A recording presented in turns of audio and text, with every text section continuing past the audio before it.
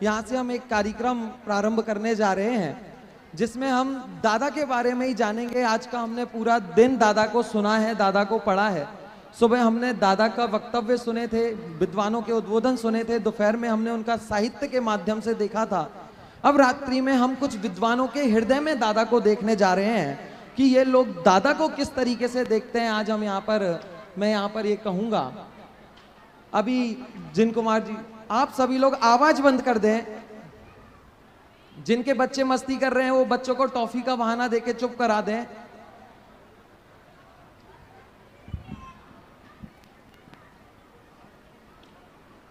चलिए, तो अभी जैसा कि हम सभी ने यहाँ पर संकल्प लिया और हमने संकल्प लिया दादा के पद चिन्ह पर चलने का, दादा के अनुसार उनके जैसे तत्व प्रचार करने का।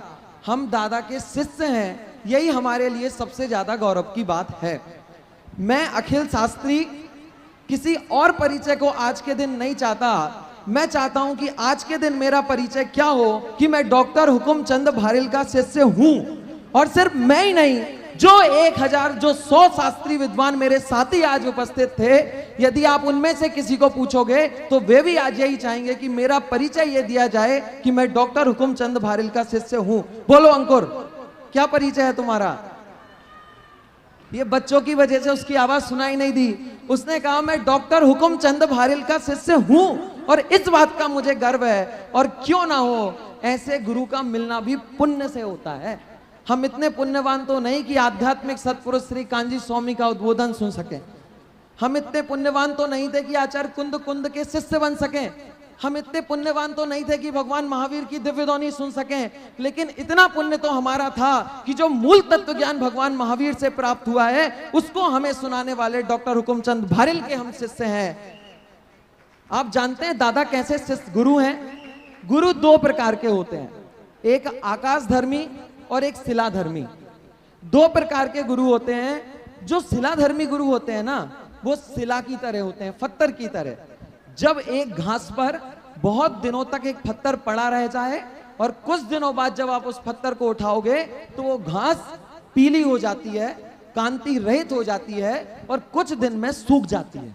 जो शिलाधर्मी गुरु होते हैं वो अपने शिष्यों को दबा कर रखना चाहते हैं, मैं जो कर रहा हूं वही तुम्हें करना है, ऐसा कहते हैं। लेकिन एक गुरु होते हैं आकाश धर्मी, जो आकाश की तरह घास को, पेड़ को, फल फूलों को फैलने फूलने का पूरा आकाश अवकाश प्रदान करते हैं। और हमें गर्व है कि हमारे दादा वो आकाश धर्मी गुरु थे जिन्होंने हमें तत्व ज्ञान तो सिखाया लेकिन हमें बांधा नहीं, हमें किसी चीज के बंधन में नहीं रखा और हमें आकाश की तरह पूरी दुनिया दे दी इस प्रचार को करने के लिए। और पूरा समाज हम कहते हैं ना, गुरुदेव श्री ने तत्व ज्ञान दिया और मार्केट दिया और दादा ने मार्केटिंग सिखाई। वो मार्केटिंग सिखाने का मतलब था कि उन्होंने हमें आकाश जैसा अवकाश दे दिया है कि तुम जहां जाओगे तुम्हें कोई उठाएगा नहीं। और ऐसे गुरु के हम शिष्य हैं, इस बात का हमें गर्व है।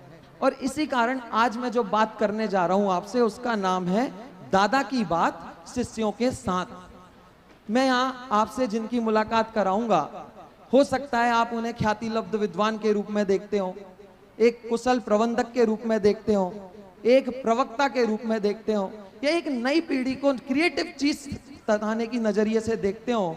परंतु मैं उनको नहीं बुलाऊंगा, मैं सिर्फ उन्हें बुलाना चाहूंगा, मैं उन्हें आमंत्रित करूंगा जो डॉक्टर हुकुमचंद भारिल के शिष्य हैं। उस दृष्टि से वे आएंगे और जब वे बोलेंगे तो वे डॉक्टर हुकुमचंद भारिल के शिष्य बनकर ही बोलेंगे। और जैसे गुरु वैसे शिष्य होते हैं। और जब डॉक्टर हुकुमचंद भारिल के शिष्य बात करते हैं तो अनर्गल बातें नहीं करते, लड़ाई झगड़े नहीं करते, वे गंभीर बातें किया करते हैं, विद्वत्ता की बातें किया करते हैं। इसलिए इस कार्यक्रम का नाम है विद्वानों के साथ विद्वत्ता की बात। मैं विद्वत्ता की बात करूंगा, मेरी विद्वत्ता की नहीं करूंगा। जो लोग बैठे हैं वो अपनी विद्वत्ता की बात नहीं करेंगे। आज हम दादा की विद्वत्ता की बात करेंगे, आज हम दादा के बारे में बात करेंगे। एक बार एक व्यक्ति अमर होना चाहता था और अमर होने के लिए कि अमर कैसे हुआ जाए उसका उपाय ढूंढ रहा था। उसने पूरी दुनिया में घूम लिया कि अमर कैसे हुआ जाता है, लेकिन उसे अमर होने का उपाय नहीं मिला कि दुनिया में कोई अमर नहीं हो सकता। आप कितना ही पैसा कमा लो, आप अमर नहीं हो सकते। आप कितना ही ज्ञान कर लो, आप अमर नहीं हो सकते। उसे एक उपाय मिला कि यदि तुझे अमर होना है तो तुम एक विचार बन जाओ। जिस दिन तुम एक विचार बन जाओगे उस दिन तुम अमर हो जाओगे। भगवान महावीर आज तक जीवित हैं क्योंकि वे एक विचार बन गए थे। आचार्य कुंद आज तक जीवित हैं क्योंकि वे एक विचार बन गए थे। और दादा भी हमेशा जीवित रहेंगे क्योंकि वे एक विचारधारा बन चुके हैं, एक विचार बन चुके हैं। तो ऐसे दादा के बारे में आज हम यहाँ पे चर्चा करेंगे और उसके लिए मैं उनके कुछ शिष्यों को यहाँ आमंत्रित कर रहा हूँ। हमारे दादा के प्रथम बैच के प्रथम शिष्य पंडित अभय कुमार जी शास्त्री देवलाली यहाँ विराजमान है, मैं उनका स्वागत करता हूँ। दूसरे नंबर पे मैं आमंत्रित कर रहा हूँ हमारे दादा के प्रिय शिष्यों में से एक पंडित पीयूष जी शास्त्री जयपुर, वे यहाँ आए। तीसरे नंबर पर मैं आमंत्रित कर रहा हूँ अंकुर जी शास्त्री, जो दादा के ऐसे शिष्य, पहले ऐसे शिष्य हैं जो पत्रकारिता के क्षेत्र में इतने आगे गए हैं, मैं उन्हें यहाँ आमंत्रित कर रहा हूँ। और चौथे नंबर पे मैं दादा के परिवार के पहले शास्त्री विदुषी स्वानुभूति जी शास्त्री को आमंत्रित कर रहा हूं और इनके माध्यम से हम यहां पर दादा के बारे में कुछ समझने का प्रयत्न करेंगे। मैं इस कार्यक्रम का मंगलाचरण करके का समय तो नहीं है, लेकिन मैं एक चीज से ही दो काम कर लूंगा कि मंगलाचरण भी हो जाए और मेरा इंटरव्यू भी हो जाए। मैं अभय जी से निवेदन करता हूं, आप दादा के प्रसिद्ध मंगलाचरण को गंभीर स्वर में बोलते हुए उन्होंने इस मंगलाचरण को अपना मंगलाचरण क्यों बनाया, इस पंक्ति को वे हमें बताएं। मैं बोलूं उससे अच्छा है सभी एक साथ बोलें। संतप्त मानस शांत हो जिनके गुणों के गान में, विवर्धमान महान जिन विचरे हमारे ध्यान में। मंगलाचरण से ही पता चल जाता है कि दादा का चिंतन कितना गहरा था। दो पंक्तियों में उन्होंने जैन शासन का सार और भगवान महावीर की जो मंगल ध्वनि है, दिव्य ध्वनि है, उसका लाभ भव्य जीवों को कैसे मिल सकता है। और अगर हमारा मानस जो राग द्वेष से इतना संतप्त है, अगर वो शांत हो गया तो समझ लीजिए हमने दिव्य ध्वनि का अमृत पी लिया। निश्चित रूप से दादा ने स्वयं अपने अनुभूति में इस अमृत को पिया होगा, इसलिए उन्हें ये दो पंक्तियाँ पसंद आईं। मैं आप सभी से एक प्रश्न करना चाहता हूँ। आपके पास एक कॉपी है, एक पेन है। मैं जो प्रश्न पूछूंगा आप उसमें लिखें और फिर मैं जब आपसे पूछूंगा तब आप बताएं। चीटिंग तो आप नहीं करेंगे, लेकिन ये मन इतना चंचल होता है कि कहाँ का कहाँ पहुँच जाए। मन का भरोसा नहीं है, आप पे भरोसा है। तो मेरा पहला प्रश्न है कि आप दादा के व्यक्तित्व को कोई एक शब्द दें जिसमें दादा का सर्वांगीण व्यक्तित्व आ जाए। एक शब्द आप अपने में लिख लीजिए कॉपी में।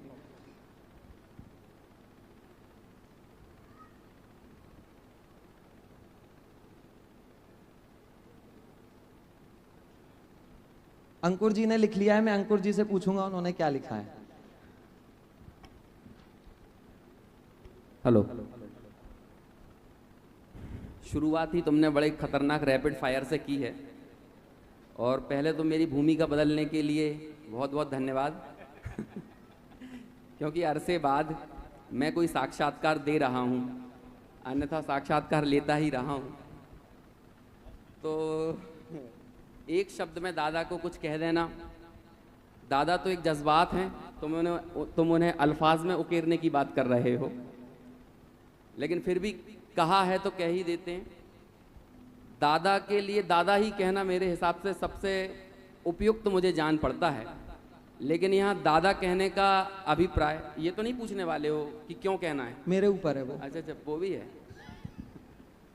इसलिए है कि किसी रिश्ते के नाते या वो बहुत वयोवृद्ध होने के नाते ये सारी चीज़ें नहीं हैं, बल्कि असल मायने में दादा के व्यक्तित्व से उनकी दादागिरी झलकी है। और वो कैसे झलकी है? गलत चीज़ों के विरुद्ध बोलना हो तो दादा हमेशा दादा ही रहे हैं। आगम को सिरमौर रखकर, श्रेष्ठ रखकर किसी भी तरह के शिथिलाचार को पनपने नहीं देना है, इस मामले में दादा हमेशा दादा रहे हैं। बहुत बढ़िया। और यदि हम बात करें तो दादा कैसे दादा रहे हैं, कि कभी भी धन बल के सामने, किसी की प्रतिष्ठा बल के सामने उन्होंने आगम बल को नहीं झुकने दिया है। और जब वे ये कहते थे कि सेठियों का बैग लेकर मेरा कोई विद्यार्थी चलता हुआ किसी दिन दिखेगा तो उस दिन समझ लेना कि मैं खत्म हो गया। ये सारी बातों से पता चलता है कि किस तरह से उनके दिमाग में आगम और आत्मबल की प्रचुरता थी, कितना उसका प्रभाव था। और इस कारण यही दादागिरी दादा की जीवन भर रही। यही वजह है कि मैं उनके साथ दादा इस शब्द को ही सर्वोत्तम और सर्वोपयुक्त मानता हूँ। बहुत बढ़िया। मैं पीयूष जी से पूछना चाहूंगा और पीयूष जी बताएंगे कि जवाब कितने छोटे तरीके में दिया जाता है। आपने क्या लिखा है?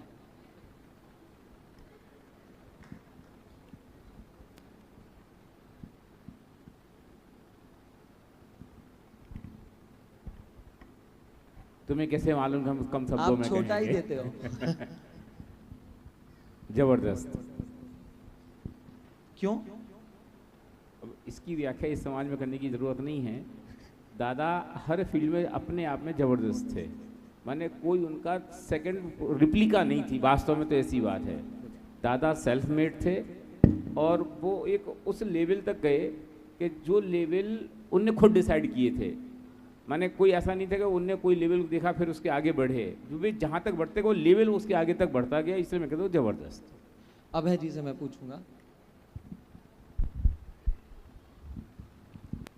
अद्भुत क्रांतिकारी युग पुरुष। आप वैसे तो समझ में आ गया सबको। स्वानुभूति दीदी। मेरे लिए अगर दादा की छवि मन में आती है, जो एक शब्द आता है वो है जिनवाणी। और इसके दो कारण हैं। मेरे लिए तो दादा ही जिनवाणी है।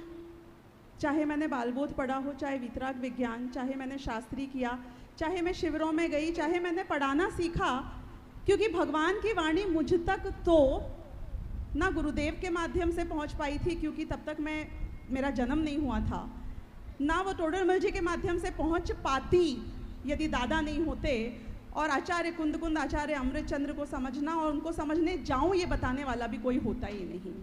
तो पहला कारण तो है मेरे लिए दादा ही जिनवाणी हैं और थे भी। दूसरा कारण ये है कि अगर आप पूरे दादा का जीवन देखिए, जिनवाणी उसे कहते हैं जो वीतरागता की पोषक होती है। दादा का पूरा जीवन वीतरागता के पोषण के लिए था। आप उनकी कोई सलाह ले लें, आप उनके कोई वचन सुन लें, यहाँ तक कि आप उनका कोई मजाक देख लें, उनकी हर क्रिया, उनके जीवन का हर निर्णय वीतरागता के पोषण के लिए था। इसलिए मैंने उनसे अगर कोई वस्तु सीखी है तो वो है वीतरागता का पोषण करना, इसलिए वो मेरे लिए जिनवाणी है। मैं बाई यहाँ पर बैठी हुई हैं, दादा को नाम दिया जा रहा है, मैं उनसे पूछना चाहूंगा आपको कौन सा नाम अच्छा लग रहा है?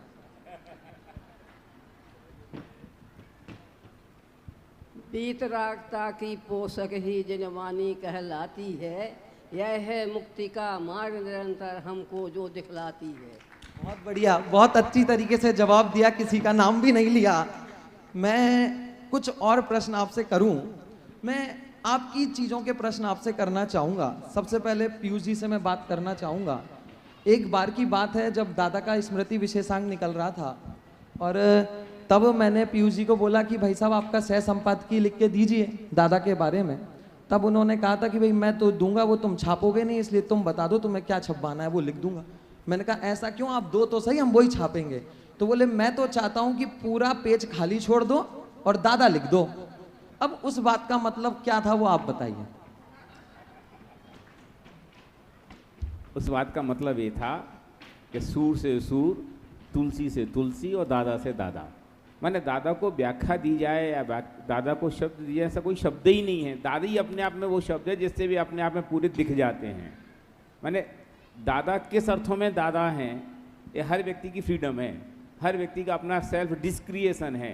इसलिए उनको कोई नाम से, कोई दायरे से, कोई कहे ऐसा प्रशासक थे, कोई कहे वो बहुत बढ़िया संचालक थे, कोई कहे वो बहुत बढ़िया डायरेक्टर थे, वो सब एक लिमिटेशन है। और दादा में वो सब चीज़ें अंतर्गर्भित हो जाती। इसलिए मैं कहता हूँ दादा कौन, कि दादा माने दादा, बस दादा जैसे दादा। मैं अभय जी से पूछना चाहूँगा। अभय जी ने दादा के परम भाव प्रकाशक नए चक्र पे 3 लेख लिखे हैं, मैं उसमें से कुछ खोज करके लाया हूँ। उन्होंने 3 लेख लिखे हैं अभय जी आपने, और तीनों लेख में 80% चीज़ सेम है, क्योंकि वो बात वही थी। लेकिन लास्ट का जो अभी 6 महीने पहले उन्होंने एक लिखा, उसमें एक नई पंक्ति ऐड हो गई और मुझे लगा वो पूरे उस लेख की जान थी, कुछ कह रही थी। वह पंक्ति है, आपने लिखा है कि दादा ने नय चक्र की रचना करके स्वयं को पंडित टोडामल जी और जयचंद जी छाबड़ा की श्रेणी में स्थापित कर लिया है। मैं आपसे पूछना चाहूँगा कि आपके ये तीसरे में ही क्यों मिली लेख में, और उस श्रेणी का मतलब क्या है जिसमें आप बात कर रहे हैं कि स्थापित कर लिया? देखिए, टोडरमल जी 300 वर्ष पहले हुए लगभग, जयचंद जी छावड़ा भी लगभग 150-200 वर्ष पहले हुए। लेकिन टोडरमल जी के बारे में यहाँ समाज में कुछ कहना, ये समझ लो एक सबको परिचय है उनका। तो आज हम टोडरमल जी को उनके मोक्ष मार्ग प्रकाशक से पहचानते। और दादा ने एक बार कहा था कि हम चाहते हैं हमारे विद्यार्थी कालजयी विद्वान बने। तो कालजयी विद्वान अपनी रचनाओं से बनता है, और रचनाएं भी, उनकी विषय वस्तु भी कालजयी होनी चाहिए। तो नए चक्र के ऊपर अभी तक जो है, उसके पहले सब बिखरा हुआ माल था। किसी ग्रंथ जैसे परम भाव प्रकाशक नए चक्र है, उसमें एक चैप्टर मात्र नयों का है, बाकी द्रव्य गुण पर्याय वगैरह की चर्चा है। कहीं भी है तो थोड़ी थोड़ी है, समय सार में नयों की बात ही नहीं है। वहाँ तो निश्चय और व्यवहार के माध्यम से उन्होंने आत्मा को समझाने का प्रयास किया। लेकिन वास्तव में दादा के ऊपर गुरुदेव का इतना बड़ा उपकार है कि गुरुदेव के उपस्थिति के अंतिम 2 वर्षों में उनकी हाजिरी में दादा को सोनगढ़ में जो बड़ा शिविर जो लगता है शिविर, उसमें उच्च वर्ग की कक्षा वो लेने का अवसर मिला। और मुझे ये काम सौंपा गया कि भारतीय ज्ञान पीठ से नए चक्र के पुस्तकें मंगाओ और फिर श्रोताओं को जिसको उचित समझो उसको देना, क्योंकि कम थी। मैं ये कहना चाहता हूँ कि उससे उनके दिमाग में आया कि इसको व्यवस्थित करना चाहिए। और नए जो है वो जिनवाणी का अत्यंत अनिवार्य है विषय, लेकिन थोड़ा लोगों को कठिन भी लगता है, इसलिए उन्होंने उसे एक बहुत व्यवस्थित रूप दिया। और सबसे पहले तो वो जिनवरस नए चक्रम के नाम से आधा भाग उसका प्रकाशित हुआ था। फिर बाद में उन्होंने देखिए आगम प्रमाण सहित नयों की परिभाषा, नयों के भेद प्रभेद, इनको नहीं मान, यानी कहने का आशय ये है कि ये कालजयी रचना है। क्रमबद्ध पर्याय उनकी कालजयी रचना है, धर्म के 10 लक्षण उनकी कालजयी रचनाएं हैं जो अपने आप ही जीवंत रहेंगी और दादा को समझ लो बताती रहेंगी। बाकी रचनाएं तो बहुत हैं। तो नए चक्र देख करके ही मुझे ये भावना हुई कि आज नहीं तो हमारे आगे की 50 वर्ष बाद की पीढ़ी दादा को उसी श्रेणी में याद करेगी। जैसे गुरुदेव कहते थे, दिगंबरो ना पंडितो ये पण गजब काम करियूं छे, ऐसा गुरुदेव बोलते थे। और उसमें टोडरमल, बनारसी दास, जयचंद जी छावड़ा, और आपको ये जान के आश्चर्य होगा कि कभी कभी वो अत्यारे पंडितों केवा पाक्या छे, अभी भी पंडित कैसे पके हैं। और हुकुमचंद जी, ज्ञानचंद जी, बाबू भाई, इन तीनों का नाम लेते थे। तो दादा कालजयी थे, रचना कालजयी है। बिल्कुल बिल्कुल। मैं अगला प्रश्न अंकुर जी से लेना चाहूँगा कि आपने दादा का एक इंटरव्यू लिया था और वह दादा का टीवी पे दूरदर्शन पर पहला इंटरव्यू था। लगभग 2 घंटे का वो इंटरव्यू था। उसमें ऐसी कौन सी बात दादा ने कही जो आपको सबसे ज़्यादा पसंद आई?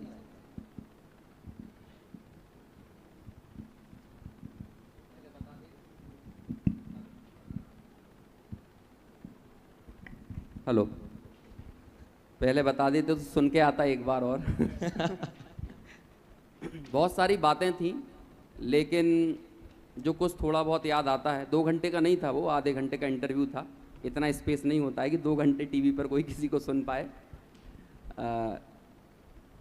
एक बात जो दादा की बहुत अच्छी लगी थी कि उन्होंने कहा कि हम स्मारक में रहते हुए किसी बच्चे को अनुशासन नहीं सिखाते हैं, बल्कि हम तो सहज जो मूल तत्व की बात है, सही बात है, आगम की बात है, पहले दिन से ही बच्चों का जो तारुफ है वो उसी शैली में, उसी आगम प्रमाण से जो संस्कार दिए जाने चाहिए हम वैसे ही संस्कारों से उन्हें पोषित पल्लवित करते हैं। इवन कभी एक दिन भी ऐसा नहीं होता कि बच्चों को कहा जाए कि तुम्हें आलू प्याज नहीं खाना है। ऐसा तो नहीं बोला था उन्होंने कि आलू प्याज नहीं खाना है, क्योंकि वो जन सामान्य के लिए इंटरव्यू था, लेकिन अक्सर हम लोगों से सामान्य रूप से दादा कहते थे और ये बात उन्होंने वहाँ भी कही। तो मूल बात ये थी कि उन्होंने कहा कि हम तो उन्हें संस्कार देते हैं, उन्हें सही बात सिखाते हैं, समझाते हैं। ये तो उन विद्यार्थियों की स्वयं की अंतः प्रेरणा होती है। जब वे चीज़ों को समझ जाते हैं तो वे स्वयं अनुशासित हो जाते हैं। और वास्तव में अनुशासन, प्रशासन, ये चीज़ें थोपने वाली चीज़ें नहीं हैं। यदि ये थोप कर किसी में बदलाव लाती हैं तो वे एक दिन चली भी जाएंगी, क्योंकि बाहर से थोपी गई हैं। लेकिन जब चीज़ें स्वप्रेरणा से बदलती हैं, अंदर से परिवर्तन आता है, तो वे चीज़ें चिरस्थायी रहती हैं। और उनके चिरस्थायित्व का कारण ये है कि स्वयं की समझ उनकी विकसित की जाए। यही काम हमारे महाविद्यालय में होता है और जब तक मैं हूँ तब तक होता रहेगा, और जब तक दादा की रीति नीति रहेगी तब तक महाविद्यालय में यही काम होता रहेगा। बिल्कुल, जैसा कि मैंने पहले कहा था कि दादा आकाश धर्मी है, वैसी बात आपने कही कि दादा बोझ कुछ करवाना नहीं चाहते थे, अनुशासन, वो संस्कार देते थे और व्यक्ति अपने आप निखरता था। मैं स्वानुभूति दीदी से पूछना चाहूँगा कि दादा ने इतना सारा साहित्य लिखा, आपने 5 साल शास्त्री रह के की और बहुत ज़्यादा बार आप उनसे मिले होंगे, घर में रहे होंगे, वो हमेशा लिखते हुए दिखते थे क्या? उन्होंने इतने पेज लिख दिए, 116 किताबें लिख दी, तो आपने उन्हें लिखते ही देखा है और कुछ इतनी सारी चीज़ें की, तो क्या करते थे?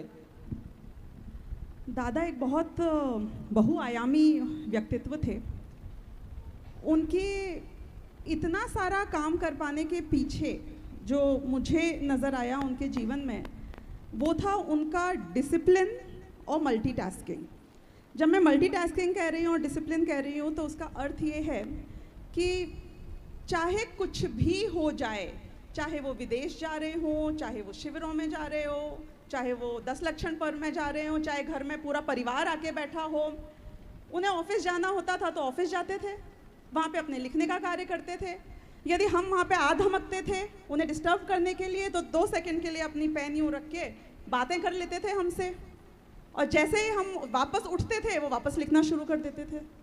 यानी कि उनको समय नहीं लगता था कि वापस मूड बनाऊंगा, सोचूंगा, इतना समय होगा तो बैठूंगा। उनका बस चलता रहता था लिखने का। जब लिखना हो लिख लिया, जब नहीं करना है नहीं लिखा। वो कई बार तो रात को सोने के लिए लेटते थे, फिर वो छोटा सा बल्ब जलाकर उनको कुछ दिमाग में आया तो लिख देते थे, फिर सो जाते थे, फिर उठ लेते थे। मतलब बहुत सहज रूप से। तो कभी ऐसा नहीं हुआ कि उन्होंने कभी आपको भेज दिया हो कि अभी बात नहीं करेंगे, लिखेंगे, यही कहना? ऐसा कभी नहीं हुआ, चाहे कितना ही सिली से सिली क्वेश्चन या डिस्टर्बेंस के लिए हम गए हों। दूसरा, एक और बात मैं उनके लेखन के बारे में बताना चाहूँगी। एक्चुअली उनके लिए लेखन एक अलग एक्टिविटी थी ही नहीं, और वो सबसे बड़ा कारण था कि वो इतना सारा कार्य कर पाए। क्योंकि यदि आप जो मौलिक ग्रंथों की बात करेंगे, जो कालजयी रचनाएं जिनके बारे में अभी भी अभय जी ने बताया, वो एक्चुअली समय की मांग थी, उसके ऊपर हर जगह चर्चा चल रही थी, उनकी विचारधारा थी जो उनने गुरुदेव से वेट करवाई, और उनकी प्रामाणिकता पूर्वक उनने सोचा कि इसे लिख देना चाहिए व्यवस्थित रूप से, क्योंकि बोलने में वो व्यवस्थितपना और कॉम्प्रिहेंसिवली नहीं आ पाता है। बिल्कुल। तो एक तो वो। अब उसके बाद की खास बात, जो जितने अनुशीलन आदि लिखे उन्होंने, तो एक्चुअली में वो ऐसे ग्रंथ या पुस्तकें नहीं है जो उनने हमारे लिए लिखी हों। हमें ये भ्रम है, क्योंकि वास्तव में देखा जाए तो दादा ने मुझे ये बात कही भी थी कि जब वो किसी विषय का गंभीरता से अध्ययन कर रहे होते हैं, अलग अलग आचार्यों को, अलग अलग जो भी उसके ऊपर प्रामाणिक अन्य जगह रेफरेंसेस हैं देखते हैं, तो जैसे एक कोई होशियार बच्चा अपने नोट्स बनाता है, क्योंकि जब उसे उस विषय के ऊपर बोलना है तो वो बार बार थोड़ी 6 पुस्तकें 10 पुस्तकें रखेगा, तो वो ऐसे अपने नोट्स बनाते थे। और उनने, क्योंकि इतना उनका प्रवाही तरीका था लिखने का, तो समझो एक तरीके से उनके सारे शास्त्र ये नोट्स ही हैं, जो स्वांतः सुखाए कह लो, लेकिन वो इतने बढ़िया हैं कि वो सब हमारे भी काम में आते हैं। बिल्कुल। मैं प्रश्न के बाद कुछ आपसे एक चीज़ कराना चाहूँगा। मैं आपको 2 ऑप्शन दूंगा एक प्रश्न के साथ, आपको वो 2 ऑप्शन में तुरंत आप कौन सा ऑप्शन को करेंगे। यदि आप पहले ऑप्शन में जाते हैं तो हाथ ऊपर करें, और दूसरे ऑप्शन में तो ना करें, मेरे पास कुछ है नहीं उठवाने के लिए। प्रश्न यह है कि दादा जो हैं वो लोग बोलते हैं 100 साल तक महाविद्यालय चलेगा, तो फिर दादा तो 1000 साल तक रहेंगे, 2000 साल तक रहेंगे, या पंचम काल के अंत तक रहेंगे। तो दादा की ये जो कीर्ति विश्वव्यापी है और बहुत समय तक बनी रहेगी, इस व्याप्त कीर्ति का आधार कौन सी चीज है? 2 चीजें मैं आपसे पूछूंगा, एक उनके द्वारा संचालित महाविद्यालय या उनके द्वारा सृजित साहित्य, दोनों में से उनकी कीर्ति को आगे ले जाने में किसका महत्वपूर्ण योगदान होगा? पहला ऑप्शन महाविद्यालय, दूसरा साहित्य। दोनों, क्योंकि मैं एक के लिए जानना चाहता हूं। यदि साहित्य लगता हो तो हाथ ऊपर कर लें और महाविद्यालय लगता हो तो नीचे। अभय जी सबसे पहले अभय जी ने हाथ ऊपर किया था, फिर नीचे कर लिया। मैं पीयूष जी से पूछना चाहूंगा, उन्होंने साहित्य के लिए हाथ ऊपर किया है, कारण?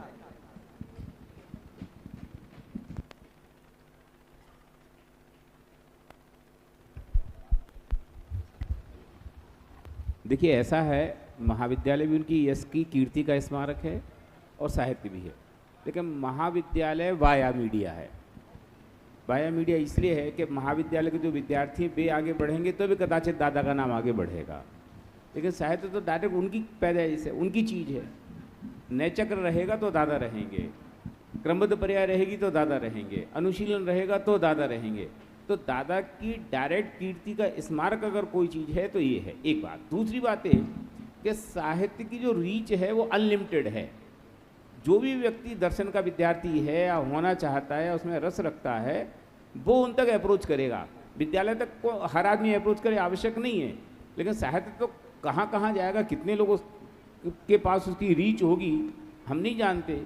इसलिए अगर हमें चुनाव करना हो कि उनकी कीर्ति के लिए महत्वपूर्ण पायदान कौन सा है, और आप हमें ऑप्शन 2 देंगे कि उनका साहित्य या उनके द्वारा संचालित विद्यालय, तो मैं कहूँगा साहित्य। अभय जी ने महाविद्यालय के लिए नहीं, ऐसा है, महाविद्यालय हार्डवेयर का काम करेगा और साहित्य सॉफ्टवेयर का काम करेगा। महाविद्यालय के विद्यार्थी आखिर आगे बढ़ेंगे तो बढ़ेंगे किस आधार पर बढ़ेंगे? जो विचार है, जो तत्व ज्ञान है, वही तो प्राण है ना असल में। महाविद्यालय शरीर है और साहित्य आत्मा है। अब दोनों बढ़ेंगे। मतलब आप दोनों में है। एक जवाब नहीं।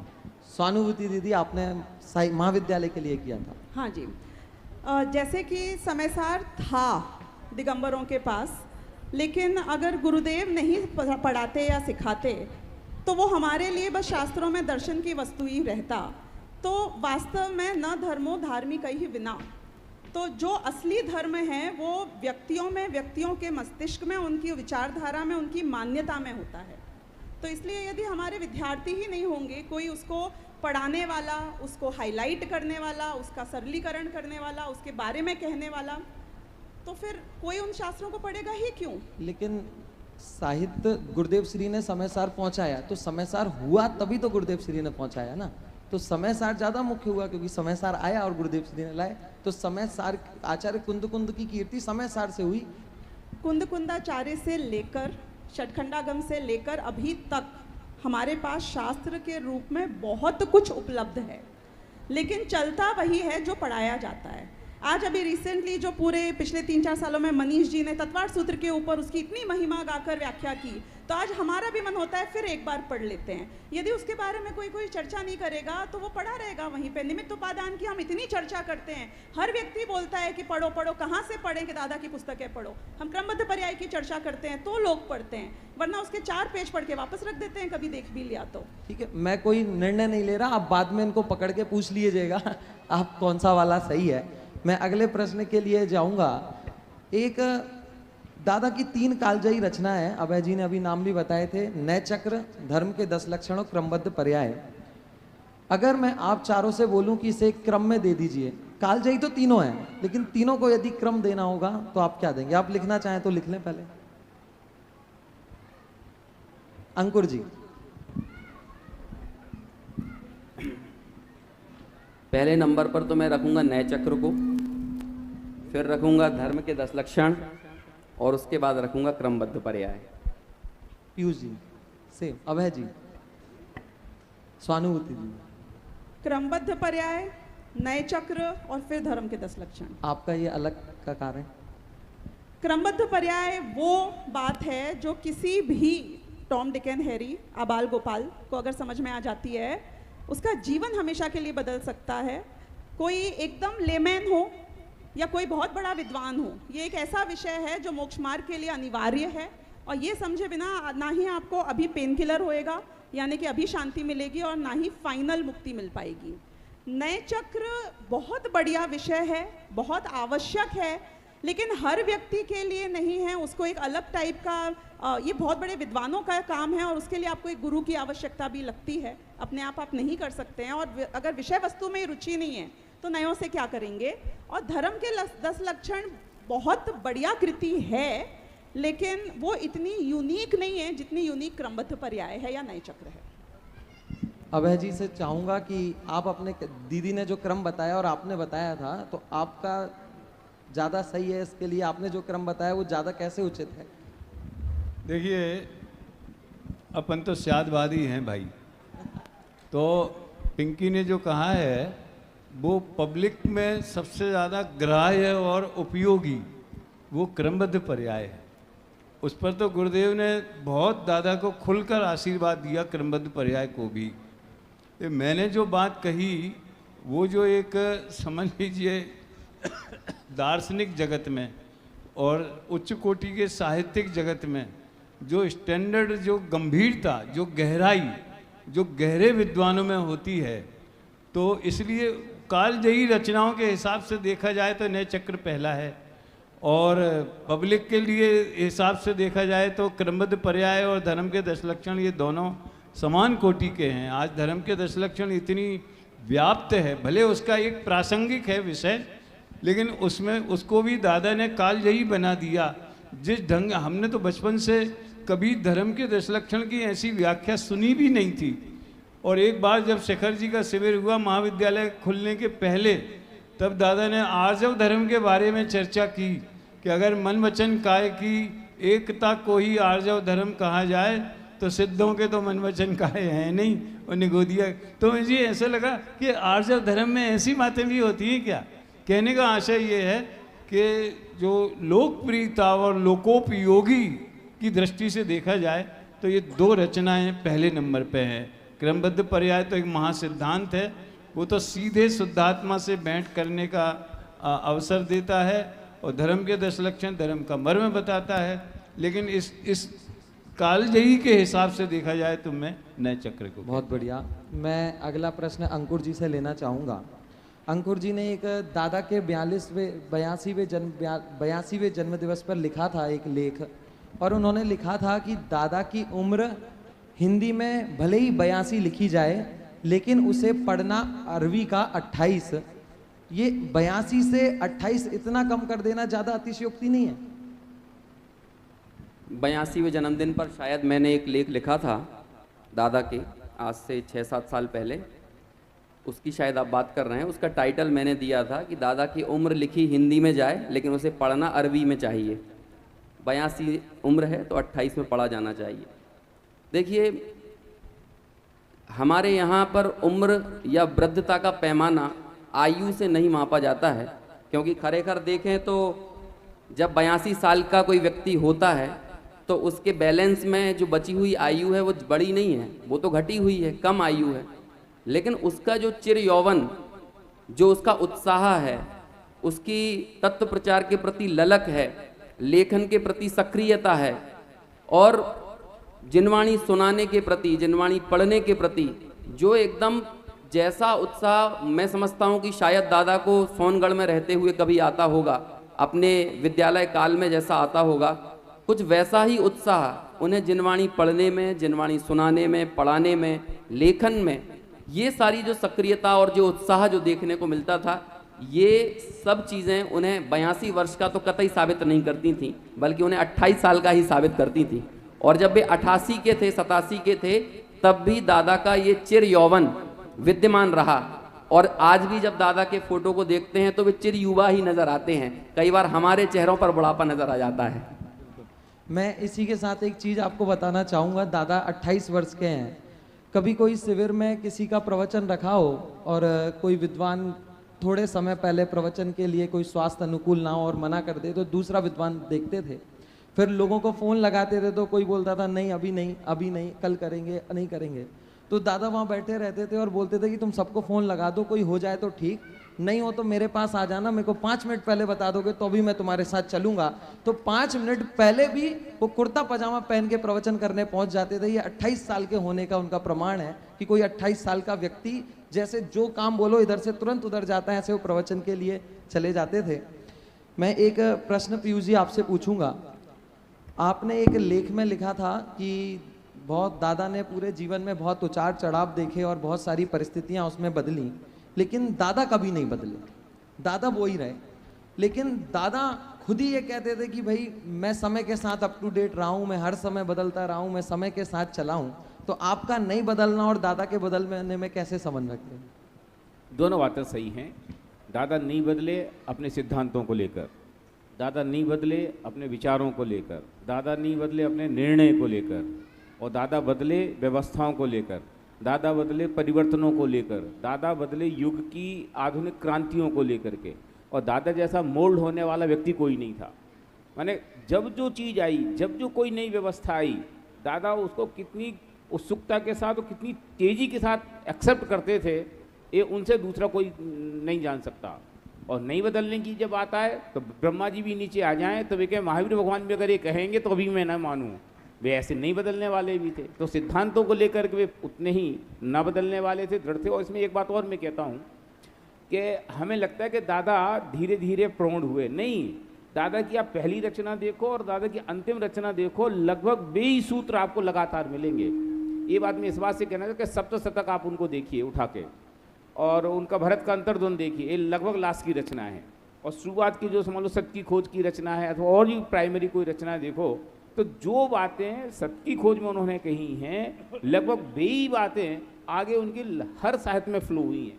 जो थॉट प्रोसेस, जो कोई भी चीज़ कंसर्न, कोई भी बात को चलाने को लेकर के जो उनका व्यू रचना होनी चाहिए, व्यू पॉइंट होना चाहिए, वो पॉइंट जो उनकी सत्य की खोज में थे, वे उनके उसमें आपको भरत के अंतर्द्वंद में मिलेंगे, वे आपको सप्त शतक में मिलेंगे, वे उनकी जो क्रमबद्ध पर्याय है, 12 भावना है, सब में आपको वैसा ही देखने मिलेगा।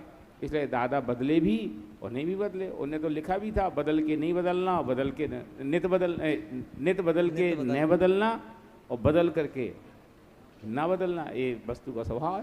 बिल्कुल। अभय जी ने नए चक्र लिखा, दादा ने नए चक्र लिखा और अभय जी ने उस पर नए रहस्य लिखा। दादा ने क्रमबद्ध पर्याय लिखी और अभय जी ने उस पर क्रमबद्ध निर्देशिका लिखी।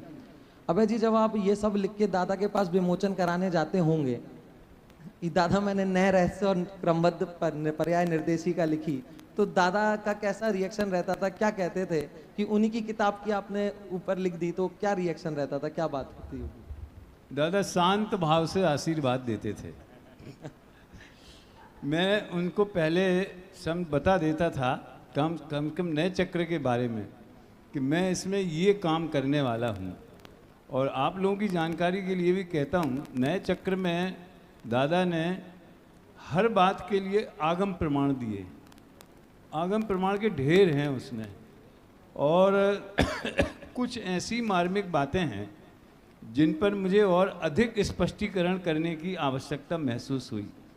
तो हमने उन्हें भरोसे में लिया पहले कि जैसे कि एक प्रकरण उसमें है कि सुनय के ज्ञान बिना क्या बोलते हैं, सम्यक श्रुत भी मिथ्या हो जाता है। ये उसका है, जबकि माइल धवल के नए चक्र का सुनय के ज्ञान बिना सम्यक श्रुत भी मिथ्या हो जाता है। अब ये एक पंक्ति उनने कोट कर दी, उन्हें कोट करना था। अब मुझे ये समस्या थी कि हम विद्यार्थियों को, आगे के लोग इससे क्या समझेंगे। सम्यक श्रुत माने समय सार, सम्यक श्रुत माने सटखंडा, ये मिथ्या कैसे हो जाएगा? तो उसका स्पष्टीकरण करने के लिए हमने कहा ऐसा कहीं और भी हुआ है प्रयोग। तो टोडरमल जी ने निश्चयाभासी लिखा, व्यवहाराभासी लिखा, उभयाभासी लिखा। इस तरह से ऐसे कई उसमें स्थल हैं, और कई चीज़ों को ज़रा ज़्यादा भी स्पष्टीकरण करना था। तो उन्होंने उसको जब उसकी वो पांडुलिपि बन गई, समझ लो उस अंतिम समय तक आ गई, तो देवलाली में थे, तो उन्होंने बराबर उसको पढ़ा और अपना आशीर्वाद उसके लिए लिखा। दादा की तो ये विशेषता ही थी, दादा तो खुद बोलते थे कि यदि मेरा लिखा साहित्य यदि आप किसी और के नाम से छाप रहे हो और वो समाज में बच्चे पढ़ रहे हैं तो उन्हें उससे कोई दिक्कत नहीं होती थी। वो अपना नाम हटवा के नाम बदल कर भी छपवाने को तैयार थे। उनका उद्देश्य था कि तत्व लोगों तक पहुंचे। तो इसलिए अभय जी ने जब नए चक्र लिखा तो उन्होंने आशीर्वाद देकर उस बात को स्वीकार क्या किया। अभय जी ने नाम बदल के थोड़ी लिया, अभय जी ने मौलिक लिखा। हाँ क्रमबद्ध पर्याय के बारे में वो कभी कभी कहते थे, अभय जी ये चर्चा बंद हो गई समाज में, अब कोई विरोध ही नहीं करता, आप ऐसा करो 2-4 लेख दूसरों के नाम से लिखो ताकि लोग विरोध करें तो अपने को उसका और खुलासा करने का मौका मिले। मतलब वो चर्चा रहनी चाहिए इसके पक्ष में निरंतर रहते थे। तो जब क्रमबद्ध पर्याय निर्देशिका में भी यही हुआ, जब उनको दिखाई गई और उसमें ये सावधानी रखी कि मूल जो क्रमबद्ध पर्याय है उसे सांकेतिक वो लेकर के कि यहाँ से यहाँ तक ये पेज, यहाँ से यहाँ तक ये पेज, मतलब वो वास्तव में उसकी गाइड है। वो दादा की जो क्रमबद्ध पर्याय है उसकी गाइड है वो। स्वानुभूति दीदी से प्रश्न मैं पूछूंगा कि आपने एक लेख में लिखा था कि दादा एक ऐसे व्यक्ति थे कि जब भी हम कोई निर्णय के लिए उनके पास जाते थे तो हम 10 लोग हों तो भी 10 के 10 अपना निर्णय सोच लें तो भी दादा का अलग होता था। कोई अंदाज नहीं लगा पाता था कि दादा क्या निर्णय लेंगे। लेकिन जहाँ मैं देखता हूँ कि दादा का उद्देश्य तो एकदम क्लियर है, आत्मानुभूति और तत्व प्रचार। जहाँ आत्मानुभूति और तत्व प्रचार में अंतर करना हो तो वो आत्मानुभूति को चुनते हैं, और तत्व प्रचार और लौकिक में चुनना हो तो तत्व प्रचार को चुनते हैं। जब किसी व्यक्ति का उद्देश्य एकदम डिसाइड हो कि उसे इस लाइन में काम करना है, फिर उसके निर्णय को समझ पाने में क्या समस्या है? दादा का व्यक्तित्व एक अद्भुत सुमेल था, समझो पुरुषार्थ और सहजता का, निश्चय और व्यवहार का। वो एक ऐसा जीवन था उनका जो वही समझ सकता है जो कि इस बैलेंस को समझ पाए। अब हम ये तो जानते हैं कि समझो वीतरागता का पोषण करेंगे या तत्व प्रचार या आत्मानुभूति के लिए करेंगे, लेकिन वो हमारी भूमिका समझते थे, वो समाज समझते थे, हमारी साइकोलॉजी समझते थे, हमारी आवश्यकताएं समझते थे। तो उनका हर चीज, हर निर्णय बहुत बैलेंस्ड होता था, और उनके जैसा निर्णय करने की योग्यता पाने के लिए उनके जैसा बैलेंस सीखना पड़ेगा। तो जैसे कि अभी अभी बताया कि यदि सुने का ज्ञान नहीं हो तो सम्यक श्रुत भी मिथ्या हो जाता है। तो ऐसे ही यदि हमें वो सुने का ज्ञान किस अपेक्षा से वो कह रहे हैं हम ये सही नहीं समझ पाएंगे, तो वो बैलेंस के बिना आप नहीं समझ पा रहे हो, तो हम उनके जीवन को पढ़ के और ये जान के भी कि उनका उद्देश्य क्या है, हम कभी भी सही निर्णय नहीं ले सकते हैं। तो ये आप बैलेंस पर देना चाहती कि दादा का चीज़ों के प्रति जो बैलेंस था उस कारण से वो ऐसे निर्णय लेते थे जो कोई सोच नहीं पाता था। बिल्कुल, वो बैलेंस पूर्वक आते थे, इसलिए हम उसका अंदाजा नहीं लगा पाते थे। मैं चारों लोगों से एक प्रश्न पूछना चाहूँगा कि दादा एक बहुत बड़े व्यक्तित्व के रूप में रहे और सारी समाज ने उन्हें स्वीकार किया, एक बहुत बड़े वर्चस्व था उनका इतने महान बनने में सबसे ज़्यादा महत्वपूर्ण किस विशेषता ने उनका अदा किया? सबसे ज़्यादा महत्वपूर्ण विशेषता उनकी कौन सी थी जिन्होंने उन्हें इतना बड़ा बना दिया? आप बता दीजिए। महानता के पैमाने तो पर्सन टू पर्सन वेरी करते हैं, लेकिन आप दादा के पक्ष में यदि बात करें तो मैं समझता हूँ ग्रेटिट्यूड और कंपैशन, मतलब कृतज्ञता और समर्पण, ये दोनों ही गुण दादा की नींव थे जिसने उनका इतना बड़ा व्यक्तित्व बनाया। स्वयं चाहे कितने ही बड़े हो गए हों, लेकिन इसके बावजूद भी जो कुछ भी गुरुदेव के प्रति, गुरुदेव से जो उन्हें प्राप्त हुआ, उसके प्रति जो कृतज्ञता का भाव था वो उनके जीवन के आखिरी समय तक रहा, और कई प्रसंगों के माध्यम से ये चीज़ हमें सुनने समझने को मिलती रही है। दूसरी बात करें समर्पण, डेडिकेशन, जो भी उनका जिस भी काम के प्रति जो उनकी लगन थी उससे कभी स्खलित नहीं हुए, लगे ही रहे। परिस्थितियां बदलती रहीं, जीवन में उतार चढ़ाव बहुत आए, लेकिन इसके बावजूद भी जो उनका समर्पण था, जो उनके उद्देश्य तय जो उन्होंने किए थे, जो उनकी प्राथमिकताएं थीं, वो जीवन भर बनी रहीं। एक बात अक्सर हम लोगों के सामने आती है, हम आपस में मित्र लोग बात करते हैं और वहाँ ये बात कहा जाता है कि भाई तुमको अच्छी अनुकूलता है तो तुम स्वाध्याय कर लेते हो, बहुत बढ़िया, तुम्हारी अनुकूलता है तो तुम प्रभावना कर लेते हो, बहुत अच्छा।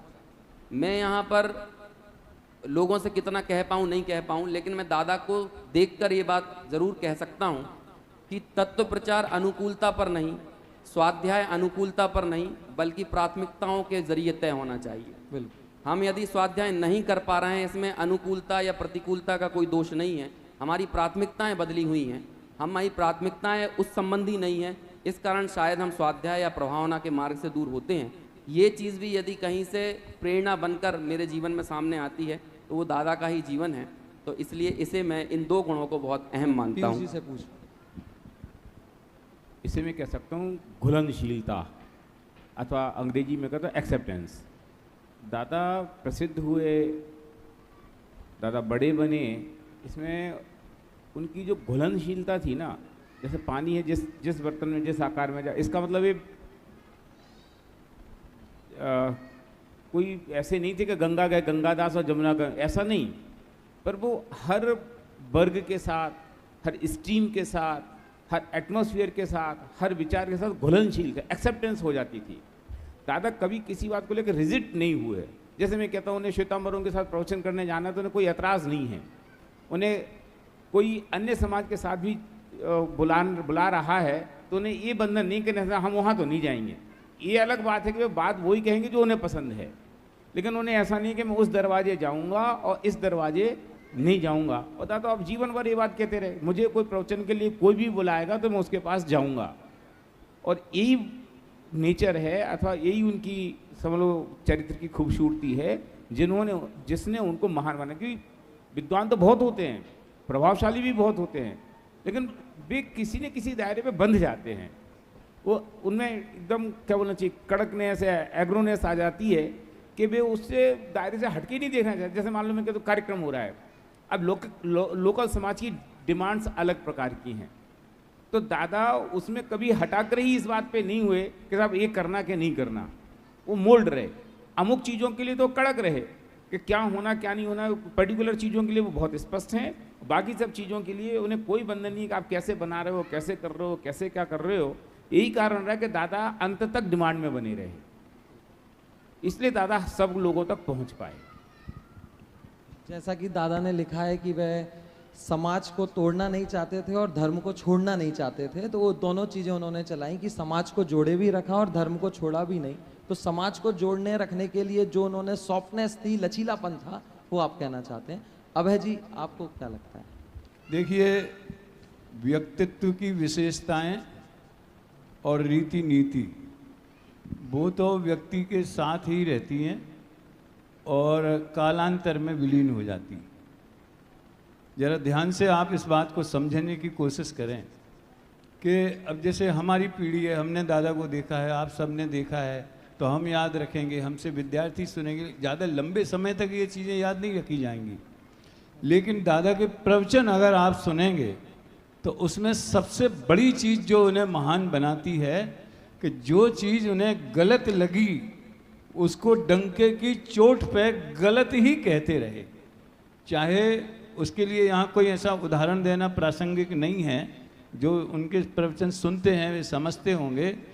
जिस उनके दिमाग में आ गया कि सामने वाला ये बात कह रहा है वो गलत है, अब वो व्यक्ति चाहे कितना ही शिखर पुरुष क्यों ना हो, कितना ही प्रतिष्ठित क्यों ना हो, ये हमने देखा है और अनुभव किया है, तो वो बिल्कुल जांग ठोक के डंके की चोट पे कहेंगे कि आप, मुझे पता है ये टीवी पे जाएगा, ये सब लोग सुनेंगे, ये मैं फिर भी कहना चाहता हूँ। तो ये वो तत्व के मामले में, तो व्यक्तिगत मामले में नहीं। तो तत्व के प्रतिपादन शैली में कौन सी बात किस रूप में होना चाहिए, ये जो उन्होंने, देखो तत्व तो सब परोसते हैं, उसके पहले भी परोसने वाले विद्वान बहुत थे, लेकिन जो दादा ने कहते हैं ना कि गुरुदेव ने माल दिया और मार्केट भी दिया, मैं उसको एक कदम और आगे बढ़ाता हूँ कि दादा ने वो माल को पैक करना सिखाया। उन्होंने उसकी शैली कैसी होनी चाहिए। और आप लोगों को जान के खुशी होगी कि ये महाविद्यालय का जन्म इसी समस्या के कारण हुआ कि बहुत सारे, ये ललितपुर स्थान है, ये 1976 में यहाँ शिविर लगा था और हम उसमें विद्यार्थी बन के आए थे। महाविद्यालय उसके 1 साल बाद खुला। बहन जी बैठी हैं, कैलाश चंद जी भी नहीं है, कैसा बाबू भाई थे उस समय, कैसा माहौल था बिल्कुल ऐसा कि जैसे और वो चौराहे पर होते थे प्रवचन, तो समाज में बहुत बड़ा आंदोलन का उस समय एक काल था वो, लेकिन दादा जो है वो डटे रहे और हर गलत बात का विरोध उन्होंने जम के किया। और तत्व का जो खुलासा सुनो, समाज में एक मान लो उदाहरण के लिए एक धारणा है कि आत्मा राग का करता नहीं है। अभी के जो उनके प्रवचन अरहंत चैनल पे आ रहे हैं, 88 गाथा, 89 गाथा, 90 गाथा, 92 गाथा, ये ताजे ताजे अभी अरहंत चैनल पे आ रहे हैं। और मैं तो वो अरहंत चैनल वाले प्रवचनों का नियमित श्रोता हूँ, चाहे गुरुदेव के हों चाहे दादा के हों। देखो इसमें लिखा है आत्मा राग का करता है, यहाँ ये सिद्ध करना है। तो भाई जब ये प्रकरण आए तो तुम यही सिद्ध करो ना, तुम जबरदस्ती अकर्ता अकर्ता अकर्ता क्यों सिद्ध करते हो? ये दादा की, इसका नाम दादा है वास्तव में। स्वानुभूति दीदी से मैं बस आपका नाम जानना चाहता हूँ, विशेषता का नाम। नहीं, 1 मिनट तो लूंगी।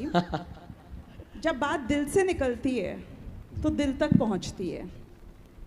दादा ने हमेशा इस बात को स्पष्ट किया कि धर्म का संरक्षण और धर्म का प्रचार ये सिर्फ तभी संभव है जब धर्म हमारे अंतरंग में प्रकट हो। उनकी सबसे बड़ी विशेषता ये थी कि वो जो भी कहते थे अपनी अनुभूति से, वो जो भी कहते थे दिल से कहते थे, और वो जो भी कहते थे एक्चुअली में वो कहते ही नहीं थे कुछ भी, क्योंकि वो जो अनुभव करते थे उसके अनुसार जैसे उनके मन में विचार होते थे, परिणाम होते थे, वो सिर्फ उस फ्लो में सहज रूप से जाते थे। जैसे वचन आ जाएं, जो क्रियाएं हो जाएं, जो इनिशिएटिव्स हो जाएं और देश में जो कार्य हो जाएं उसके निमित्त से, तो दादा हमेशा अपने अंतरंग के धर्म जो उनके स्वयं के प्रकट हुआ था, समझ में आया था, सबसे बड़ी विशेषता उनकी ये थी जिसके कारण ये सारे कार्य हो पाए संभव। मैं लास्ट प्रश्न आपसे करता हूँ एक राउंड में, बस आप उसका नाम बताइएगा विशेषता का। ऐसी कौन सी विशेषता है दादा की जो आप अपने अंदर चाहते हैं कि ये विशेषता मेरे में भी होती? ऐसी कौन सी विशेषता है? सिर्फ नाम आप उसका बता दें। अभय जी। जो अभी मैंने कहा दादा के बारे में, स्पष्टीकरण निर्भीकता से, बिल्कुल मैं उसी को फॉलो करना चाहता हूँ। आगम निष्ठता। आगम निष्ठता। अंकुर जी। एक विशेषता तो नहीं है, एक विशेषता एक है लेकिन 2 भागों में विभक्त है। इग्नोर करना और दूसरा फोकस्ड रहना। अप्रयोजनभूत चीज, अनुपयोगी चीजों के प्रति उपेक्षा भाव दादा के अंदर था, और इतना उपेक्षा भाव था कि कई बार अत्यंत विवादास्पद स्थितियों के बाद यदि दादा का प्रवचन कराओ और लगेगा ही नहीं कि 1 मिनट पहले ऐसी भी कोई घटना घट चुकी है, इतना उपेक्षा। और फोकस जितने थे कि जीवन भर एक ही चीज के प्रति केंद्रित रहे। तो ये दोनों ही विशेषताएं जितनी यदि जीवन में आ पाए तो शायद वो ही दादा के प्रति, दादा जैसे होने के राह में हम कुछ आगे बढ़ सकेंगे। बस 2 लोग ही ताली बजा रहे हैं, एक बार तो सारे बजा दो। हाँ, स्वानुभूति दीदी। उनकी अंतरंग निर्मलता, शुद्धता, नियत की हमेशा वो ये कहते थे कि यदि एक मेरा दुश्मन भी आके मुझसे सलाह मांगेगा तो मैं कभी गलत सलाह नहीं दूंगा। तो उनकी जो अंतरंग की ये वृत्ति की शुद्धता थी और जो आत्मनिर्मलता थी, मैं भी उसको अपने जीवन में पूर्ण रूप से अपनाना चाहती भी हूँ और अपनाती भी हूँ। बिल्कुल। एक दादा ने जो लास्ट में अंतर्द्वंद लिखा, उसके संबंध में मुझे दादा के ही 2 स्टेटमेंट मिले। मैं उनसे आपसे पूछना चाहता हूँ, 2 स्टेटमेंट हैं।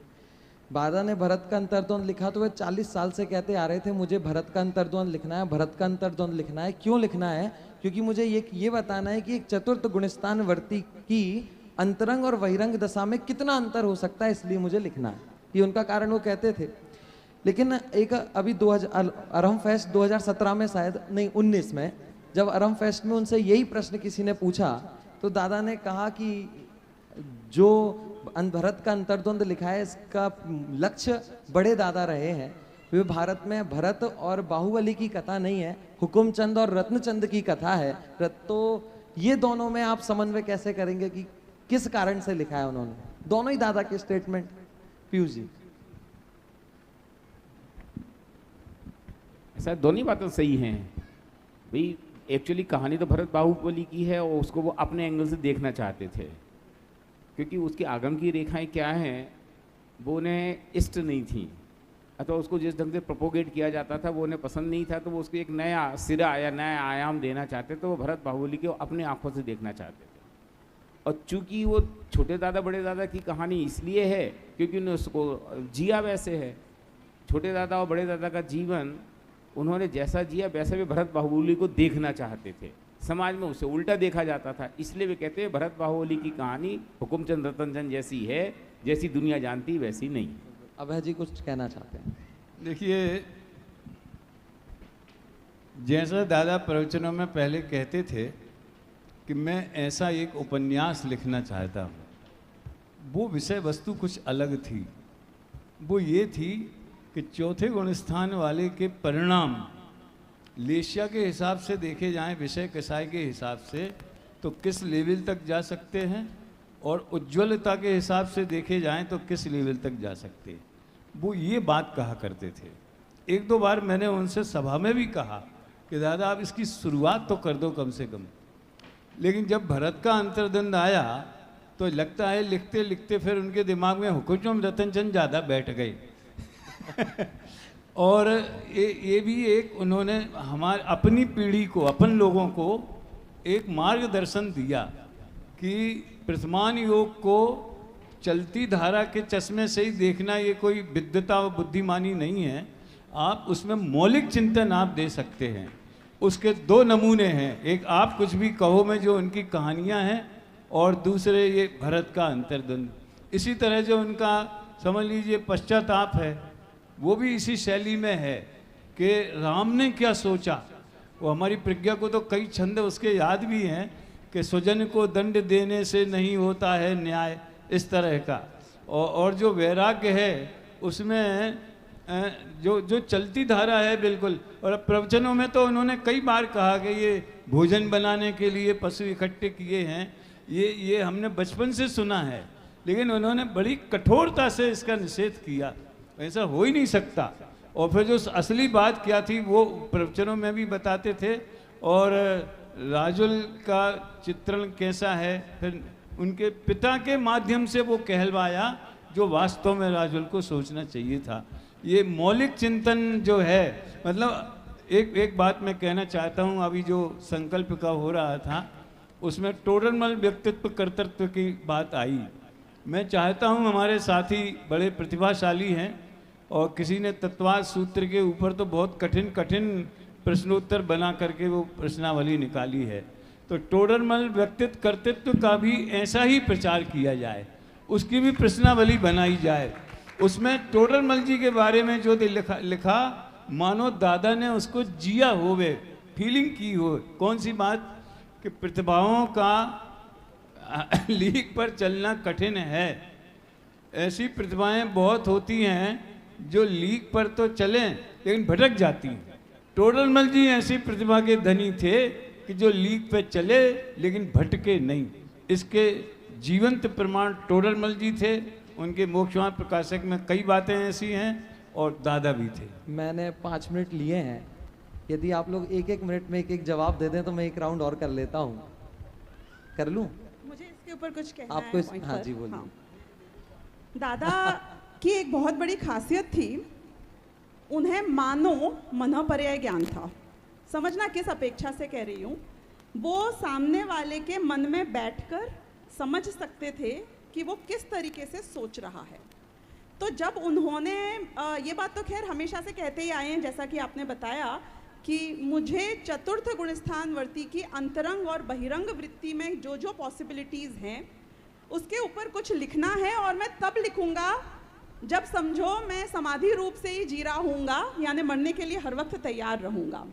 अब ऐसा मेरा मानना है, ये मेरे ओपिनियन है कि जब उनको ये भरत का अंतर्द्वंद लिखने का परिणाम आया, उन्हें ये बहाना मिल गया कि मैं भरत के माध्यम से उस बात को दिखा सकता हूँ।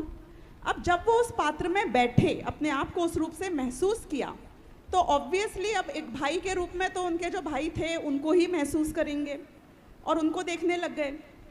तब उनको बहुत सारी कंट्रोवर्सीज दिखी उस भूमिका में, जो जो पॉसिबिलिटी हो सकती हैं, और उसको सॉल्व करने गए तो ये भी संभावना थी, क्योंकि प्रथमानुयोग के क्षेत्र में ये तो बहुत बहुप्रचलित है कि घटनाएं वही रहती हैं, बाकी के हमारे देखने के तरीके बहुत हो सकते हैं। तो इसलिए इन दोनों बातों में कोई विरोध तो है ही नहीं। जी बिल्कुल। हाँ, मैं तो समन्वय करवाना चाहता था, विरोध तो था ही नहीं। दादा लिखना तो शुरू से चाहते थे, बस बड़े दादा का जाना उसमें निमित्त बन गया, और जो भावनाएं अंदर उठी उसमें वो कागज में उतर गई, तो उनका प्रेम भी आ गया और वो कहानी भी, वो जो कहना चाहते थे वो भी स्पष्ट कर दिया। एक एक मिनट में मैं सवाल पूछ लेता हूँ। पीयूष जी भाई सबसे पूछूंगा कि पीयूष जी की एक विशेषता है कि वे सारे काम को चुटकियों में निपटा देते हैं, बाहर कभी नहीं लेते। ये जो क्वालिटी आप में है निर्भरता की, ये दादा से आई है या पहले से थी? ये हमने दादा से सीखी। दादा हरदम कहते थे काम तुम पे चढ़ा रहे तो तुम फेल आदमी हो, और तुम काम पे चढ़े तो सक्सेसफुल हो। दादा जब भी समझ लो घर जाएंगे तो बिल्कुल जीरो क्लोज होके जाएंगे, उनकी फाइल बंद, घर में घर की फाइल, माने ऑफिस का कोई बोझा उनके माथे पे कभी नहीं होता था। तो यही आदत फिर मुझे आ गई कि हमारी टेबल पे कोई काम पेंडिंग रहेगा ही नहीं, तो काम पे चढ़े रहो, काम आप पे नहीं चढ़ना चाहिए। बिल्कुल। अंकुर जी से मैं पूछना चाहूँगा कि आप पत्रकारिता के क्षेत्र में गए और पहले विद्यार्थी आप इस क्षेत्र में जाने वाले, तो आपको लगता होगा कि दादा से मिलेंगे तो दादा प्रशंसा करेंगे, करते ही थे कि इस क्षेत्र में गए हो, तो कभी आप दादा से मिले तो दादा ने ऐसी कोई प्रशंसा की? नहीं, दादा ने बोला ठीक है, चले गए, कोई बात नहीं है, कोई विशेषता या अहोभाव की बात नहीं है। और मुझे लगता है कि मैं शायद ये भी उनसे कह देता ना कि मैं सांसद बन गया हूँ, मैं प्रधानमंत्री बन गया हूँ, मान के चलो, तब भी कहते ठीक है, कोई बात नहीं। लेकिन हाँ, जब दादा को उसी प्रसंग में मेरे ही एक मित्र के द्वारा ये पता चला, मैं पिपलानी मंदिर में उस समय स्वाध्याय लिया करता था प्रवचन सार के माध्यम से, तो दादा को पता चला कि ये ऑफिस आने से पहले डेली वहाँ स्वाध्याय करके आते हैं। तब दादा ने जरूर ऐसा अच्छे से देखा मेरा चेहरा, उससे पहले नहीं देखा था और फिर ऐसे पीठ थपथपाई और उन्होंने कहा बहुत बढ़िया, है ना। बस ये जो उनका, तब भी बहुत बढ़िया ही बोला था, लेकिन ये बहुत बढ़िया बोलने में और पहले वाले ठीक है बोलने में जमीन आसमान का अंतर था। तो दादा को इससे कोई फर्क नहीं पड़ता था कि आप कहाँ पहुँच गए। स्वानुभूति दीदी, आप, मैंने पूरे परिवार के आपसे एक बात सुनी है कि सारे बच्चे सब ये की बात कहते हैं कि हम हमारे माता पिता से तो कंफर्टेबल नहीं है बात करने में उतने जितने हम दादा से हैं, बाई से भी नहीं है, दादा से ज़्यादा कंफर्टेबल थे। दादा में ऐसा क्या था कि सारे नाती पोते सबको कुछ भी काम हो दादा को घेरा बना के बैठे रहते थे? जरूर। दादा एक बहुत ही वर्सेटाइल, बहुत ही ऐसा कहना चाहिए समय के साथ अपने आप को परिष्कृत करने वाले व्यक्ति रहे। लोग कहते हैं कि वो 80 साल के हो गए, 85 साल के हो गए, वास्तव में हमको तो वो दोस्त ही लगते थे, क्योंकि उन्होंने हमारे साथ वैसा ही रिश्ता रखा, हर छोटे से छोटे बच्चे के साथ भी। आपको इसके एक दो वाक्य बताऊं कि वो कितने ओपन माइंडेड थे। इतने ओपन माइंडेड हमारे पेरेंट्स को होने में भी टाइम लगता है। जब उनके सगे छोटे भाई, जिनके वो बड़े भाई थे उत्तम चंद जी भारिल, उनके लिए लड़की देखने की बात चल रही थी और एक दो लड़कियों को उन्होंने मना कर दिया होगा, तो उनने बुलाया और कहा कि देखो, तुमको जो पसंद हो तुम शर्माना मत, मुझे बताओ और मैं तुमसे उसकी शादी करवाऊंगा, दुनिया से लड़कर भी, चिंता मत करना तुम, मैं खड़ा हूँ। हमें लगा भाई के लिए बोला होगा। हमारे घर के हर बच्चे से दादा की ये बात हुई है कि अगर तुम योग्य व्यक्ति लेकर आओगे, क्यों सर्वज्ञ हुई है कि नहीं हुई है कि तुम लेकर आओ और हम तुम्हारे लिए वो रिश्ता पक्का कराएंगे, बस बशर्ते वो योग्य होना चाहिए तुम्हारे। कही थी सबसे ही कही थी, सबसे कही। वो हमारे बहुत ही, मतलब हमारी सिली से सिली बात हो, छोटी से छोटी बात हो। वो तो सर्वज्ञ भैया ही यहाँ बैठे हैं इसलिए उनका नाम लिया बस उन्होंने। हाँ चलिए, अभय जी से भी मैं एक ऐसा ही प्रश्न पूछना चाहूंगा कि दादा कहते थे कि जब मैंने विद्यालय खोला तो मैं घर में जाता था प्रचार के लिए और पूछता था तुम्हारे यहाँ कितने बच्चे हैं, बोलता था 4, तो 2 शास्त्री करा दो। किसी के यहाँ गए कितने बच्चे हैं, उन्होंने कहा 1, 3 है तो 1 हमारे यहाँ भेज दो। अभय जी, आपके यहाँ दादा आए तो उन्होंने नहीं बोला क्या आपसे कि हमारे यहाँ भेज दो? हमारा तो कुछ अलग ही कहानी है, वो उसका यहाँ ज़्यादा समय नहीं है। हम तो जयपुर का विद्यालय खुलने के पहले ही से दादा के बहुत संपर्क में थे और जिस वर्ष विद्यालय खुला उस वर्ष हमें प्रवचनकार के रूप में टोडरमल स्मारक आमंत्रित किया गया था, तो हम वहाँ रहे और उसके बाद में जब विद्यालय खुलने के उसके पहले विद्यालय खुल गया था, तो हमने देखा कि पढ़ाते हैं तो एक प्रेरणा की बात जो थी, उनने एक बार दो उनकी सलाह मेरे जीवन में बहुत काम में आई। एक तो विद्यालय के बारे में उनने कहा कि देखो, मैं तो दूसरी लाइन पे था, विद्यालय को मैंने गौण कहे न्याय व्याकरण में क्या रखा है, हम तो दृष्टि के विषय वाले थे और भगवान आत्मा बिल्कुल उस टाइप के, तो ये न्याय व्याकरण में तो जीवन बर्बाद हो जाएगा, इसलिए हमने विद्यालय में भर्ती होने का प्रस्ताव रिजेक्ट कर दिया था।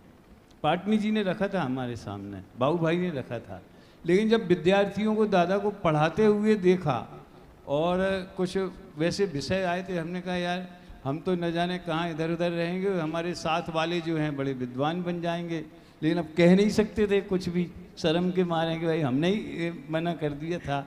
तो उन्होंने हमें बड़े प्रेम से समझाया, देखो ऐसा है, सबके लिए समझने की बात है, भावी पीढ़ी के लिए भी, कि तुम्हारी वाणी में रस है, तुम अच्छा बोलते हो, तो ठोस विद्वान बनो, न्याय व्याकरण का आगम का गहरा अभ्यास होगा तो आप खुद के लिए भी लाभदायक होगा और समाज के लिए भी आप अच्छे निमित्त बन जाओगे। नहीं तो पल्लवग्राही पांडित्य एक शब्द आता है संस्कृत में, पत्तों पत्त आहा जीवन भर चला जाएगा, बड़े पुण्य के उदय से मिला है, इसी में ही टाइम पास हुआ जाता है और मूल बात आती नहीं है। तो उन्होंने ये प्रेरणा दी जो मुझे महाविद्यालय में भर्ती होने के लिए बहुत सशक्त हुई। उसी तरह जब हम शास्त्री हो गया हमारा, तो पाटनी जी और दादा ने सलाह की होगी और गांधी स्टैचू के चक्कर लगाने का हम लोगों का नियम था, वहाँ घूमते थे और फिर थोड़ा दूर भी इधर उधर भी चले जाते थे आगे की तरफ।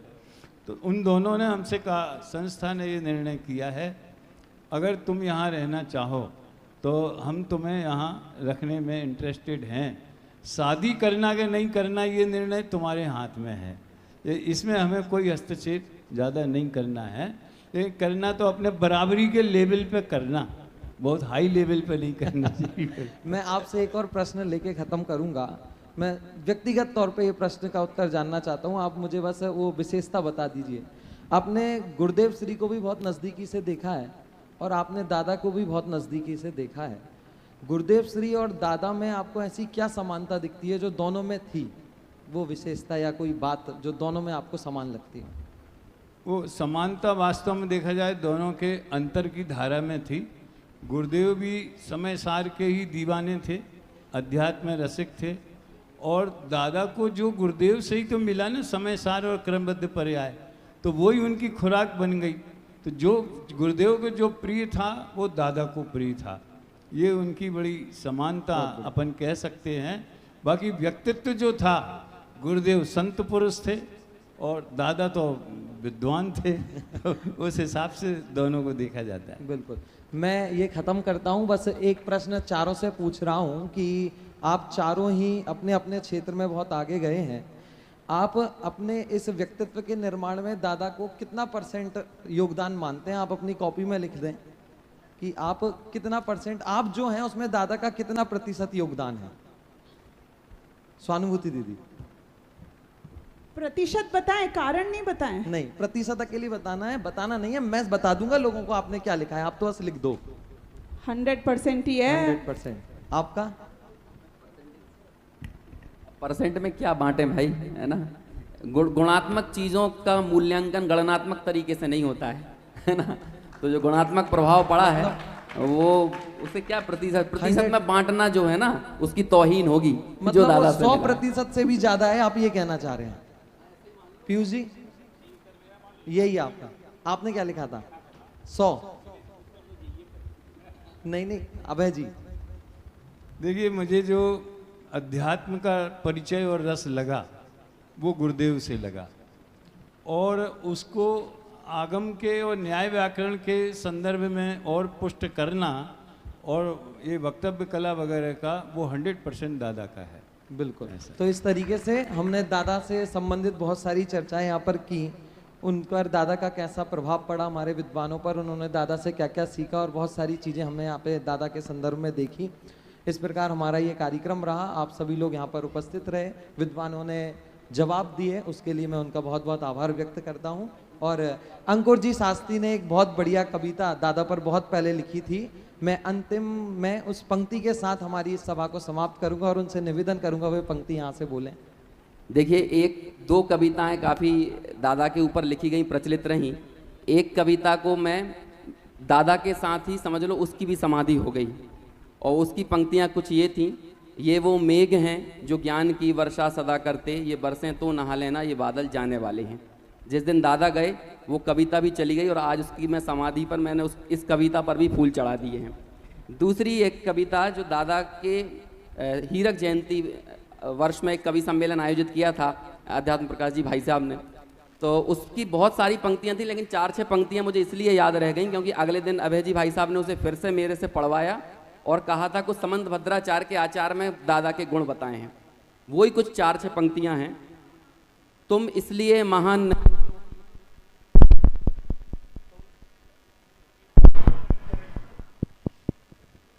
हेलो हेलो हेलो वो पंक्तियां कुछ ऐसी थीं कि तुम इसलिए महान नहीं क्योंकि तुम एक अच्छे वक्ता हो, या तुम एक अच्छे लेखक हो, अध्यापक श्रेष्ठ प्रवक्ता हो। तुमको महान करने वाली तो वो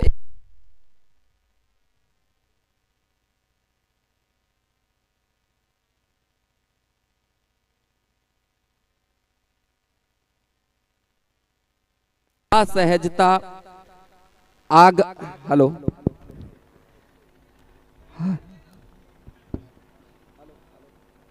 कोई सा चालू किया भाई? हाँ चलो चलो रीटेक ले देता हूं। तुम इसलिए महान नहीं क्योंकि तुम एक अच्छे वक्ता हो, या तुम एक अच्छे लेखक हो, अध्यापक श्रेष्ठ प्रवक्ता हो। तुमको महान करने वाली तो वो एक अद्भुत दृष्टि है, जिसको अपनाए गर जगिए तो बदले सारी सृष्टि है। आगम को ऊर्ध्व रखने वाले हो आत्म तत्व के गुण गायक, समता सहजता अंतर में इसके ही सदा हो संवाहक, समता सहजता अंतर में इसके ही सदा हो संवाहक। ऐसी कुछ पंक्तियों के माध्यम से दादा को नमन करते हुए अपनी बात पूरी कर